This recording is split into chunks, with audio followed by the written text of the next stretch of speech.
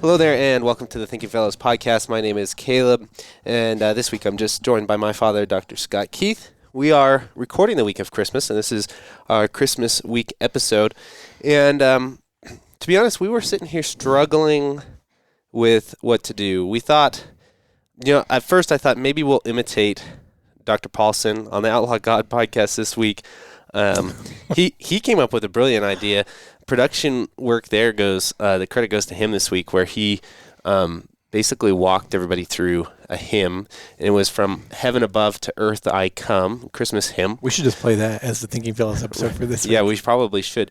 The hymn was written by Martin Luther, and I thought he did a great job. He didn't read every line of the hymn. He just sort of did it as he spoke. It was very organic. I wish it was a skill that we had. We quickly picked up our hymnals, and as we were searching for a hymn to do it, realized this is not going to work.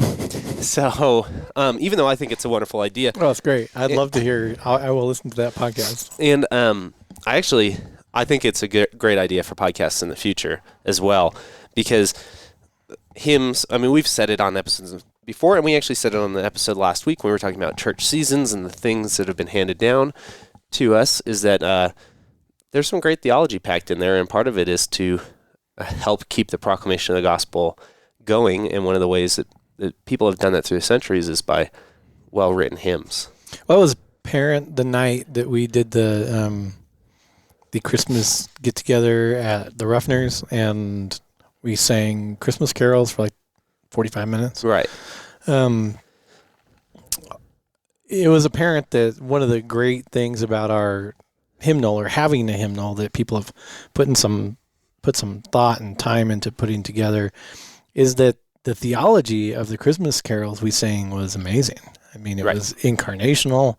It was glory to God in the highest. It was the solas of the Reformation sort of just tied up in festive music and Christmas caroling, Right. and it was just amazing. No, it's kind of special too. You don't sing the Advent and Christmas hymns all year. Go figure, right? Yeah. And when it comes time and you do it, it's amazing how quickly you remember all the hymns as well. Yeah. It comes back very quickly, and it's just sort of instinctual. Even some that you thought, or at least in my case, I thought I didn't know until we started Yeah, singing you read them. the title and you're like, "What's that?" And then you were like, "Oh yeah, yeah, I know that song." and then you Yeah. were singing along. This whole podcast could be another argument for the liturgy from me, which would just shock the internet again. Might shut it down. I don't know if it would shock the internet. People might. I think if you dig far enough back, you, like in your early theologian days, like studying at CUI, you wrote like a Gottesdienst article, didn't you? I did. Or so, yeah. You were semi-famous for being sort of the liturgy guy for a while. For a while, yeah. Yeah. So I still am. you still I'm are not famous for it, but I am still a very pro liturgy guy. It's just that you tell me this all the time. Young guys need something to fight about. They're always like, yeah. and you can tell when somebody's sort of matured, because something can still be important without having to be a constant fight, right? Yeah, that might lead us into what you wanted to talk about today a little bit. But yeah, that's a very common thing. It's why when I see people my age on the internet still sort of railing against every single thing with no moderation, I always kind of I'm a little perplexed by it, because I remember that feeling, wanting to rail, wanting to burn the world down over every single issue. But I guess I've met enough people that disagree with me on certain fronts, who often have points that aren't points that I would have thought of. That even though I don't, say for instance, even though I don't love what we tend to call contemporary worship, and I don't, I can see why in some instances people do it, and as long as it's done well, I don't think it's just on its face theologically errant to do it. Right. Yep. So like I was saying at the beginning, I struggle Christmas week every year with a topic. I think people might notice this. It's because people say we're Scrooges. Well, no, the reason why is I feel like, on the internet, which podcasts inherently are, over these weeks leading up to Christmas, there are loads of reminders that Christmas is about the incarnate Christ. Christmas is about the Savior coming. Heck, we've done episodes like that. There's episodes reminding you that it's not just a Hallmark holiday, or maybe we've done episodes about why you don't have to bag and be down on gift giving in the commercialized part of Christmas. We've even done an episode on the history of Santa Claus, I think. He knocked out Aries. I think we did talk about, yeah, okay. Yeah. So then I kind of struggle to say, are we just going to do another episode telling people that the incarnation was good? Which is a silly feeling, because there's obviously ways to continue to talk about this that are important. But this is also a week that podcast listening goes down, and That's not surprising. And I'm very grateful for it, actually. Yeah. I'm not upset to see that our listenership declines for a week or two, a year, especially around Christmas, because what it indicates to me is that the time that people might be spending, say, commuting in their car alone, they're spending at home with their families, which is a great thing. And I really don't mind that people listen to the show less frequently when they're spending time with their family. So I also don't want to do something where, like, regular listeners miss, say, part of a series or something like that. But you said something funny today, so and I have no idea what this is about or what you're going to say. So I thought it would be interesting. You said, hey, maybe you should ask me why, when I retire, I'm going to be like a mall Santa, or like if malls still exist. If malls still exist. And even though you didn't teach us to believe in Santa Claus, which is absolutely true, I grew up, again, this is pretty funny. I don't know if we've said this on the show, but you grew up telling me that Santa was a real person, probably a saint, probably gave me like the real spiel here. Yeah, probably from the time, this is like that I was very young when I had you. This is like this young dude fervor. Right. Coming out of Came up with Christmas, and you're like, look, Santa Claus is dead. He's a historical figure. But he's not alive, and your presents come from your mom and I. Yeah, like I have no memories. Don't forget your grandmother. And my grandma, and I've got no memories of Christmas with Santa in them. But this inevitably, there wasn't really, in fact, I think your grandmother might have like put some tags that said "from Santa," and I was always like, psh. But the problem with this is, of course, that a 3-year-old, a 4-year-old, 5-year-old, they has no discernment about when you should tell people that Santa's dead or not. Yeah. Yeah. Which then happened to me at, I believe, a mall, right? Where a kind old lady asks, are you going to go take pictures with Santa? And I somewhat sharply go, Santa's dead. Why would I take pictures? Why would I take pictures with him? So now this is something. Needless to say, the kindly elderly lady was mortified. Right.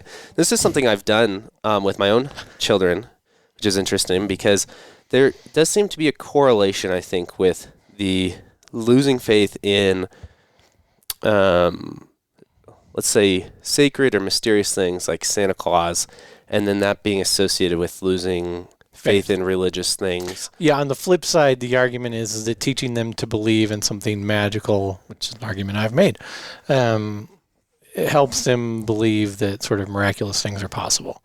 But here, can I say why I didn't teach you that Santa Claus brought you presents from the chimney and all that? You just wanted credit for the gifts you bought? Pretty much, yeah. No, I mean, that's part of it. I do think there's a part of this where parents are kind of suckers on it. They sort of give up all of their toil and everything, and that they love their children, and they're the ones that take care of their children and that bring them good gifts and everything.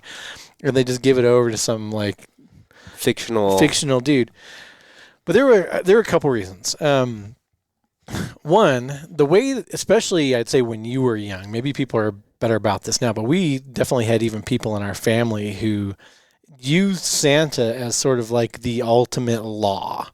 And it was always a big turnoff to me. And there's a couple reasons. Like Santa won't bring you presents. Yeah, if you're good, Santa's gonna bring you presents. If you're not, he's not, and he sees everything that you do, so you better be good. And then we know people in our family who, when one of their children was being bad, said she was going to get on the phone to Santa and tell him not to bring any presents for them. And like in the middle of the year too. Yeah. Like you could it could be April and then be like, Yeah. oh, Santa's keeping track of this. Yeah. And at the end of the day, all these kids still got presents on Christmas, which is, you could spin that in a grace-oriented way, I suppose. But the threat was, you're not going to get anything, and then you do. It's probably not in a grace-oriented way because the relationship was set up as contractual. You probably walk away thinking you were a good person that year. Yeah. And so here's the thing, is that that was always... I never liked that. Like, even when I was a kid, I never liked that. I didn't, and I'm not saying I was like this law gospel theologian as a kid. I wasn't. It was just I picked up early on as a bunch of hooey. Like, even if it is Santa, Santa's full of crap, because you can be naughty and you still get the present. Right. Nobody actually ends up with the coal. Nobody ever actually ends up with the coal, and it's just a, it's a rigged game. It's rigged in your favor. That's a good thing, but it's a rigged game. Yeah. And I have never liked arbitrariness or hypocrisy, especially in parenting. That's stuff that just drives me crazy. Now I probably am a hypocrite in multiple areas that you could tell me, but tried to avoid that whenever possible. This has now been followed up by Elf on the Shelf, which is sort of like... Which people have kind of actually, I think in mass sort of reacted negatively against. I think Elf on the Shelf has sort of gotten, kicked to the curb the last couple You move this dude around, and he's like a spy in your house or something. He's Santa's little spy, Yeah, he's Santa's little spy. And the Christian version of Eli the Shepherd, I think it is, where he's Jesus' little spy in your house. Oh, man. Or something like that. I don't know. But... all of this just sort of gets around the point. And I'm not saying if you teach your kids that Santa's real, I don't care, man. I don't think it's going to scar them for life or anything like that. And I think it's fine. And I think there's a way where it's probably even profitable. I know that Rod argues for the profitability of it like crazy. I tried to teach. Esther doesn't believe in Santa. That makes sense. She's a literalist, and she's always at what's right. We were coloring. We do arts and crafts with them, and she was painting a nutcracker with her mom, and she refused to paint it any other way than the picture depicted on the box. Yeah. It had to be just like on the box. Right. Same with the Santa thing. She learns he's make-believe. All right, this is great. I can have fun. She has fun with the Santa thing, but she knows it's make-believe. And you guys did too. I mean, you still watch the cartoons. Right. I think you maybe even once or twice got a picture with Santa. Right. Her brother, Emerson, we've told the exact same thing. I looked that kid dead in the eyes, said, Santa's not real. He's just for pretend. Yeah. He looks me straight in the eyes back and goes, yes, Santa's real. And nobody's ever in his life told him that Santa's real. It's amazing. Good for that. Good for him. I love it. But, it will never be a surprise to him when he figures out that it's not, because we've been saying it the whole time. It's just he's very stubborn, which is great. Yeah. Good for him. I don't know where he learned it, but... Well, I always thought of it like taking your kids to Disneyland and they get a picture with Mickey Mouse, right? When your kid's 6 years old and they get a picture with Mickey Mouse, they don't actually think that giant thing walking around is a mouse. No. But there's still some magic in being at Disneyland and the story of Mickey Mouse and being there to see Mickey Mouse and getting the picture. There's still some magic and some fun and some just greatness that can be had through that. And I've always felt that same way about Santa Claus. I never thought that you actually had to... I did not see. Here's the second part I didn't like. I never liked lying to you guys. I was a truther with you, and this is sometimes not always good, but it's just how it is. It's how we did it, and so that was hard for me. I always felt like if we were going to teach you till you were 8 years old that some Batman existed that had didn't. He lived in the North Pole. That someday you're going to find out, and you'd be like, "You're a dirty liar." Well, it also causes this situation, maybe not universally, because some people find out. Where, with some kids, you have to figure out when you break it to them hard because they're going to start looking like a crazy person at school. I know. You had one of those. Did you have a friend who was 13 and still believed just rabid, right? Just rabid. Everybody was like, I think you guys were in 7th grade. Yeah, everybody's like, it's fake, dude. It's fake. And he's just like, you won't get anything. We all come to school the next day with presents. We're like, dude, it's... I love that. Again, sort of, I kind of wonder what Emerson's going to do with all this, but yeah, no, you have to pick this date where it's like, is my kid going to start getting made fun of at school? Yeah, are they going to have their heart broken where I wasn't able to control the situation? Yeah. Actually, that kind of foreshadows, like I was saying, with the Jesus stuff later in life. Like, if you don't break it to them at a certain point, are they going to start getting made fun of? When is somebody going to break it to them without you being in control of the situation? Yeah. It's got some analogies to that. Yeah. Well, I think it's one of those things when you talk about parenting, there's no way to just look at people and say, this is how you got to do it. Oh, yeah. Otherwise, it's going to just go to heck. That's not parenting. If you ever get parenting advice like that, that's probably bad advice. I mean, the best you can do with parenting advice is to just kind of tell stories about the way you've done it, the way other people did it, kind of how it turned out, and let people make their own decisions. And look, there was some negative consequences to telling your kids the truth that abruptly early on. I think I softened it more with Josh and even more with But I've learned in my adult life, like, people are not used to having it cut to them straight the way I've been in the habit of doing. No. And so then when you grow up and you start cutting it to people like straight right away, it's not often well received. No. Yeah. Yeah. So you got to be careful with that. I get that reputation around here sometimes. Yeah. Too. But okay, so now I and all the listeners are confused. Yeah. Because you're going to be a mall Santa. I would love to be a mall Santa. Like, if they would have me, I would be a mall Santa. They probably would have you. Yeah. And there's a couple things why I'm surprised. Number one, just like 2 weeks ago, you're saying when you retire, you're going to drive a plow truck in the winters. I would do both. I mean, they're not mutually exclusive. Okay, so they're not mutually. A lot of plowing happens at night. Most mall Santas that's daytime. Number two, my whole life, I've known you to be rather uncomfortable around crowds of people. Yes, I don't. I'm Even not, crowds of people that you're technically like the one in charge, like in the area, like let's say work Christmas parties and stuff like that. Yeah. No, you're like even with crowds of people that are like there to see me because it's a speaking gig. Yeah, like you'll go to a church with 100 people in it to teach Bible study, and when people start like introducing themselves to you, you obviously don't know what to say. Yeah, I know. And I suffer from the same problem. Yeah. Here we still stand. People will be like, "I've been listening to Thinking Fellows for so long. Thank you." And all I know what to say is thank you. I'm sorry. I don't know how to carry that conversation. This is something that you've passed on to me. So how are you going to mall Santa? Well, here's a couple things. I figure that you're probably never going to see. I liked children. I don't know, one or the other.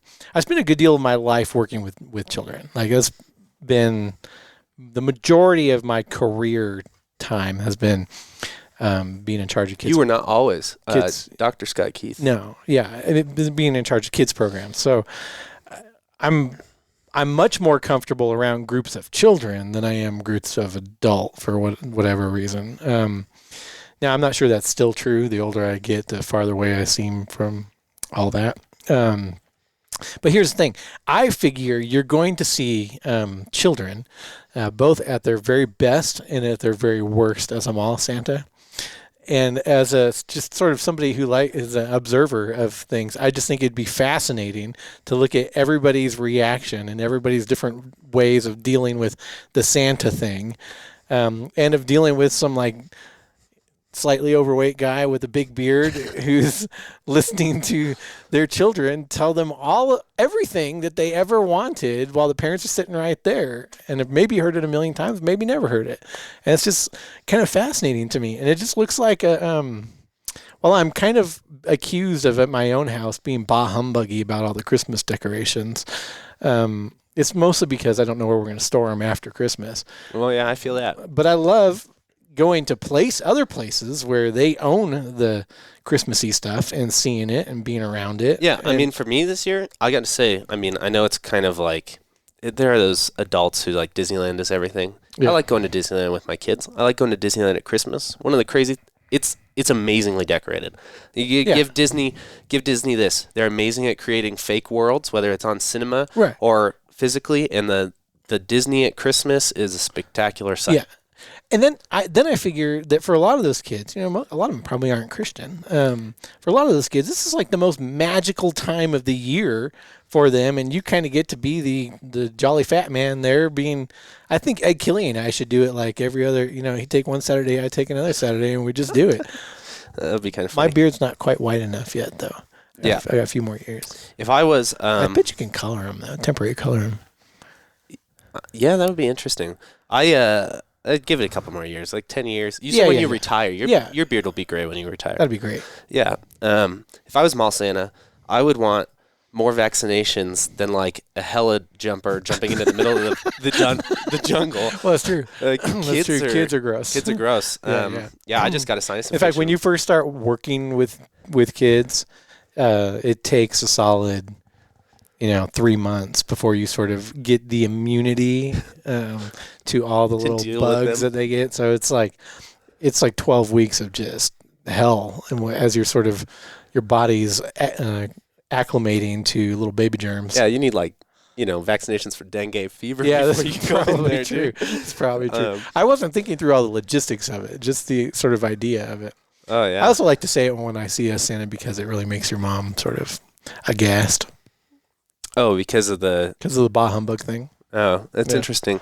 Yeah, I still think you'd have to do that. I mean, I guess it makes sense if you've read Being Dad. I mean, one of the consistent themes there is magical moments. Yeah, creating magic. And I suppose, I don't know, for people who haven't read the book or we haven't talked about it in a long time, what's the connection with creating magic and, in your mind, more directly the gospel, or and can that connection be made from something like a magic moment like Santa? It might, actually. I'd say maybe. I mean, pile on top. Here's the argument in the short.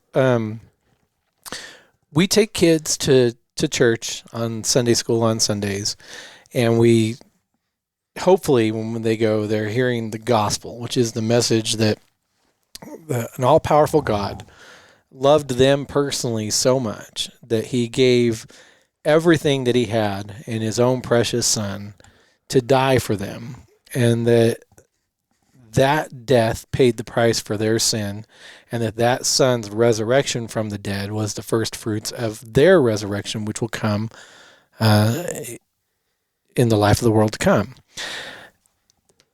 And we tell them this, and we tell them this, and we tell them this, and we tell them this, and we fail to realize that we're talking to them about just the greatest miracle of all human history.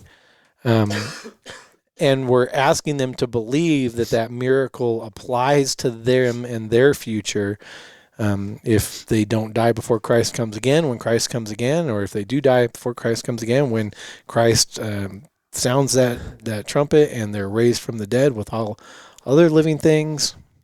And at the day of judgment, he says, "Well done, good and faithful servant, thou baptized child of God, enter into my Father's kingdom." We ask them to believe that these miracles apply to them personally. The argument about providing moments of magic to children is that if children have had sort of times in their life where the almost unbelievable became true for them, moments of forgiveness when they didn't deserve forgiveness, moments of sort of grandeur and escape when they felt like their life was doldrums and just, slavery to not only sin, death, and the power of the devil, but to school and the taskmaster that's either the teacher or the parent that's trying to get them to be a well-educated member of society. Delivery from those kind of things, magical moments piled on top of each other. If a child can look and say, "I never thought that could be true, or I never thought that could happen," and it happened, maybe this other thing that seems unlikely to happen could be true too. And it just perhaps makes it easier to accept that miracles, especially that primary miracle of Christ's death and resurrection, applies to them too. And we talk about the Christmas miracle, which is the incarnation of Christ, but the Christmas miracle is not just the incarnation, it's the incarnation, the life, the sinless death, the vicarious atonement, the resurrection from the dead, and its application to us. Yeah, it's the who came and who for. And what did he do, and who did he do it for? Which is, what on last week's Outlaw God, Dr. Paulson pointed out from Luke 2, the angels proclaim, unto you is born. A Savior. Yeah. And so this is, the incarnation is actually something to be proclaimed to and for you. Right. And I just think that children get some of these moments of magic, and it just makes them more receptive. to the miraculous, and the miraculous that can actually happen to them. And the more of them they have, the less jaded they are about such miraculous things happening to them. So this could also be an argument for teaching them the legend of Santa, and how great that can be taught. This whole thing can go both ways. Just because when I was 20 some odd years old and decided to go one way doesn't mean it's the only way. Yeah, and like you said, I mean, the fun of Christmas, I don't think was, at least from my perspective, not robbed from me. I still enjoy good Santa movies, classic animated Christmas movies. Heck, Tim Allen's Santa Claus is, I mean, come on. Elf. Like, the movies the stories are still fun at Christmas, even if I believe the presents are coming from somewhere else. And it still was and still is, and Christmas is still fun with my kids. I know for a fact that Emerson believes in Santa because of movies, because nobody else taught him it. So, He's so funny. Obviously, this is still fun. Yeah. And still, even in our family, still something we enjoy. I think it's interesting because there's something that the magic can help us get used to, which is the idea that children, or even us, can be rescued from something that is good. In this sense, you just were talking about saying, like, from school or from daily chores or whatever it is, behavior. It's obviously good to teach your children, both educationally, morally, all of these things, right? You want them to be... I was never afraid of teaching you guys that you need to do chores every day. Upstanding citizens. So how could it be good that you need to rescue them from something that is good, like educating them, like teaching them to be moral, upright citizens? And this is sort of the question we actually, Luther asks of the law in the early disputations. How can something both be good and a hindrance to you? How can something be good and you need to be freed from it? Because work and school and those things required of us are never enough. Right. They're not only never enough for your salvation, but they're never enough in this daily life. And you know that by virtue of the fact that you wake up every day and you know what you have to do during that day to provide for yourself or to get those things done in school or the chores. You know what you have to do, and you have to do them, and you're going to have to do them the next day too, and the next day too, and the next day too. An occasional rescue from that is miraculous for children, and can be for adults too. I mean, we just went on a 2-day hunting trip, and I felt like it was pretty miraculous. Yeah, no, it was great. Seeing birds for the first time in the wild and not like on a ranch was amazing. Like public, when you see birds, I don't know if there's other people who hunt who listen to the podcast, probably, but when we saw birds for the first time on public land, that was pretty amazing. It was awesome. Yeah, and the chucker stuffed jalapeno poppers wrapped in bacon really were good. Pretty tasty too. No, they were good. Yeah, no, I mean, at the end of the day, those things will always accuse you, right? Like, no matter how much you learn from school, one bad quiz is still going to hurt no matter your how grade. many attaboys you get in your job, one thing done wrong and corrected for will always stand out more, whether you're the lowest person on the totem pole in that job or whether you're the CEO and your board is the one scolding you. Your attaboys that you got for 5 years before that won't stand out as much as that one or scolding from the law. Even if, one bad day at work could maybe set people back 2 good weeks of work, right? And that's always looming. And that's the same thing with children in their home life. That's the same thing with children in school. Right. There's nothing.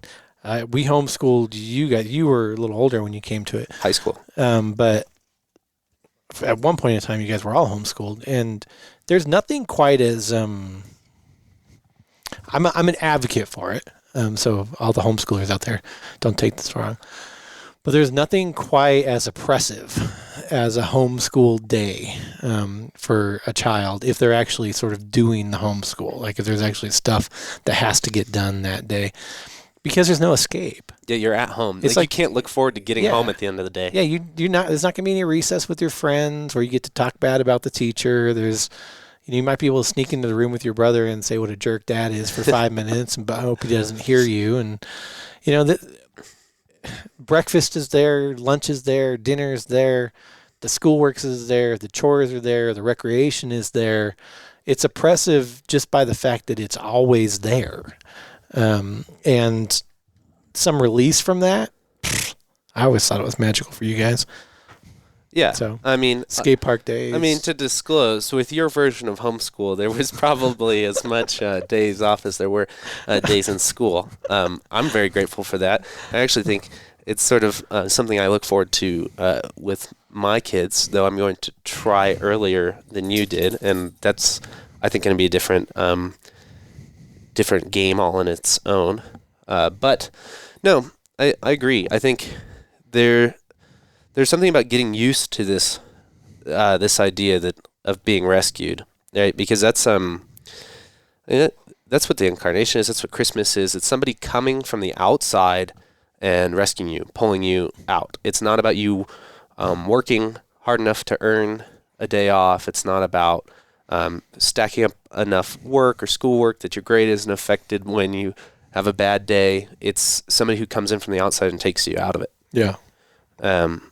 And that is what at Christmas time is when we start to celebrate that is the purpose for Christ coming. Right. And so, yeah, I think that's about it. I mean, I don't feel the need to push a Christmas episode too. It's Christmas too long. week. If it's a short one, that's fine. Get back to making cookies and wrapping presents and getting ready to fill out those Santa labels. Well, Merry Christmas, guys. I hope you enjoyed our little impromptu episode here. Again, I think these turn out okay, but every year it is sort of a struggle for me of what do we do on Christmas week? Even though I know that that's coming up too, this is a great example of. And don't next week we start to roll through the Book of Concord? Yeah, let's talk about that since we have some minutes here. We'll just close with last year on the New Year's episode.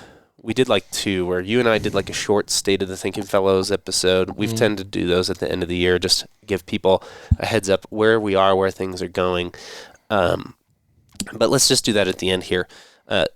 Thinking Fellows is doing well. We've had more listeners than ever in 2020, which felt like a little bit of a miracle on its own because people have been driving to work less. People have had lots of different situations in their lives which they've had to work out, which means that the consumption of media was down, especially in the spring. But they've adjusted their podcast listening. Everybody's adjusted. Everybody's catching up. We had some really peak highs this year, and we really appreciate all of our longtime listeners who have stuck through with us and those new listeners who are trying out the show for the first time. I just got an email in my inbox today from a new listener who said they were on episode 34, that they're listening slowly and that they're really enjoying it. How many episodes are there now? 220 or something like that. That's a lot. I don't remember the exact number, but it's over 200 now. And so so that person has a lot to catch up, and hopefully we don't lose them somewhere along the way. But yeah, we really appreciate it, and we're glad that the show has been a help to you. Coming into the beginning of 2021, we're going to be doing a series again. Our last series, right before Here We Still Stand, we did about, it was 2.5 months. We did some doctrines leading up to the Reformation. We did that in preparation for Here We Still Stand because that is sort of our annual celebration of what happened in the Reformation. In the beginning of 2021, I kind of took the hymn idea that Dr. Paulson did, and I want to do a walkthrough of the Lutheran confessions. We have a lot of listeners who aren't Lutheran. We have a lot of listeners who are lifetime Lutherans. Some people have read, small catechism, large catechism. Many people probably have the small catechism memorized. Some people have read other confessions, maybe Augsburg, because it's probably the most accessible of the next ones. But I would say probably for a lay audience, the amount of people who have gone, through the entire confessions and been able to sit through lessons of that is probably few. There's a couple churches we know that have done things like that, right? But it's kind of a hard Bible study to pull off because of how much time you would have to dedicate. Yeah, it's a lot to doing it. And let's be honest, it's different than a Bible study. You'd have to go almost like a year or more without picking up a book of the Bible in your Bible study at church. Yeah, that's not going to go over well. And that probably doesn't go over well. Yeah. So I think we're going to do that. Part of it is because we get questions prompted all the time about, we talk about let's say, the virtues of teaching people the catechism, and then people want an example of how to teach it. And we can give them resources about books that have like question and answers and stuff, but we can't put somebody who hasn't been in a confirmation class in 30 years in one necessarily. But we might be able to do that a little bit on the Thinking Fellows now. So we're going to walk through, we're going to start with, we're not going to go in order of the way they appear in the Book of Concord. The confessions themselves. Right. Yeah. You're going to go more chronologically, you said. We're going to go a little more chronologically. I think we're going to start with the small and large catechism as a unit, mostly because they're probably somebody's first touch point with the Lutheran confessions. Mm-hmm. In fact, a lot of non-Lutherans are familiar with at least a small catechism. And then from there, we'll probably just go chronologically. We'll probably do Augsburg, the Apology, Small Call, Power and Primacy, and then the Formula. I just think it'd be fun. I mean, we tangentially reference the confessions all the time on the show. We've talked about particular articles before, but we have never done one of the whole books from it's great. front to end. So we're going to do that. People will also have the opportunity to read along with us. I think if you followed us and you read throughout the week, you could probably end up reading the entire Book of Concord by the time we're done with this. We're not going to read it line by line on the show. We're mostly going to be commenting, but if you followed along, you'd be able to read the whole thing by the time we're done with the series, which would be great. We might even be using a couple different Book of Concords because I prefer one translation, you prefer another. So I'm just used to another. Like I did most of my work in another one, but it's fine. And we'll bring lots of guests on the show throughout this. We have an arsenal of other members of the Thinking Fellowship who can come on and talk with us on really this. Do. So maybe we'll get Gymnastic in and come do some small catechism stuff. There's a lot of people I think we can get involved. So look forward to that coming in 2021. I don't have a start and I don't have a finish date on that. We're just going to go. Yeah, that could take the whole year. We're just going to go as long as it takes us to do that. We might take breaks for Q&A throughout. That'd be good. So still feel free to send us questions which you might like to see addressed on the show. Every couple of weeks, I might take a break, especially if we have enough built up to do Q&A episodes. Yeah. Yep. Cool. So, all right, guys. Thanks for listening. Merry Christmas to you and your family. Merry Christmas. And we'll catch you next time. Bye-bye. Bye.